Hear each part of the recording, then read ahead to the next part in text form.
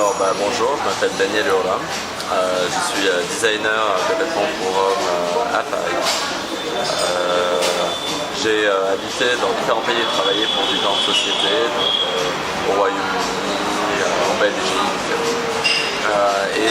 Maintenant je travaille beaucoup à Paris pour moi-même et en freelance pour d'autres sociétés. Je suppose qu'à un moment de ta vie, tu as eu plusieurs choix qui se sont présentés. Pourquoi la mode et plus particulièrement la mode masculine? Eh bien, en fait, j'ai eu plusieurs moments d'hésitation. Le premier, c'est avant que je parte en Angleterre faire mes études, où je me demandais si j'allais faire des beaux-arts ou de la mode. Puis le deuxième, ça a été en Angleterre, où j'ai commencé à faire des études de design d'intérieur. Et finalement, j'ai fait de la mode. Et finalement, le troisième, c'était est-ce que je travaille pour quelqu'un d'autre, est-ce que je travaille pour moi-même. Finalement, j'ai choisi de faire les deux. C'est des choix qui ont été plutôt faciles à faire au final. Tu présentes une collection très belle et très colorée. Tout est venu d'inspiration. Alors, j'aime beaucoup voyager, bon, c'est un peu cliché à dire, mais c'est vrai qu'à partir du moment où on voyage, ça nous permet de faire l'expérience physique d'autres choses, d'autres endroits. Le déplacement lui-même est une sorte de processus créatif. Donc je suis allé au Pakistan où j'ai une très bonne amie que je connais depuis des années, depuis qu'on a étudié ensemble à Londres, on fait de la joaillerie. Et j'ai découvert en fait ce pays dangereux, magnifique et un peu spectaculaire pendant 3 semaines. L'intérêt en fait de ce pays, c'est qu'il y a des strates de culture, toutes les cultures différentes, d'islam aussi, mais hindou, qui se rencontrent et qui sont toutes mélangées dans les villes. Et il y a une très forte culture de l'art visuel, de l'ornementation. C'est ça que j'ai voulu retransmettre dans ma collection. Et tout en y apportant un côté moderne, ma patte à moi, donc en travaillant sur l'ordinateur, en faisant toutes sortes de mélanges de matériaux synthétiques de sport avec des dessins qui sont très traditionnels.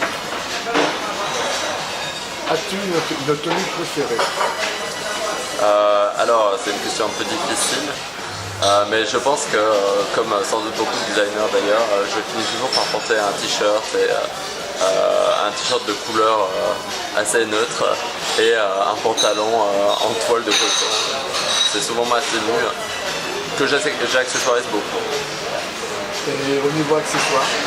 Alors, j'ai développé une obsession totale pour les bijoux, ça se voit un peu, et surtout les bagues récemment. Donc ça c'est une des bagues par exemple que j'ai acheté au Pakistan, j'en ai plusieurs autres avec des pierres et des choses comme ça. C'est ça mon accessoire préféré. Comment vois-tu ton avenir? Alors, j'aimerais pouvoir continuer à travailler indépendamment et pour ma marque et pour d'autres marques, parce que ça me crée un espace de liberté financière, mais aussi un espace de liberté dans ma tête. Et si possible, j'aimerais essayer de conquérir d'autres marchés étrangers qui sont très excitants et stimulants et vraiment en train de grandir en France. Si tu avais un conseil à donner à un jeune qui va se lancer dans la mode, ça serait lequel? C'est très difficile de se lancer en indépendant dans la mode. Mais de manière générale, ce qu'il faut, c'est être ouvert à la critique constructive et avoir beaucoup d'énergie pour pouvoir se relever de tous les coups durs qui arrivent. Et de nos jours, il y a beaucoup de gens qui se lancent dans la mode. Et si on veut s'y mettre, il faut être sûr de pouvoir le faire, de vouloir le faire, et ça prend pas mal de temps. Écoute, je te remercie beaucoup et je te souhaite beaucoup de chance. Merci.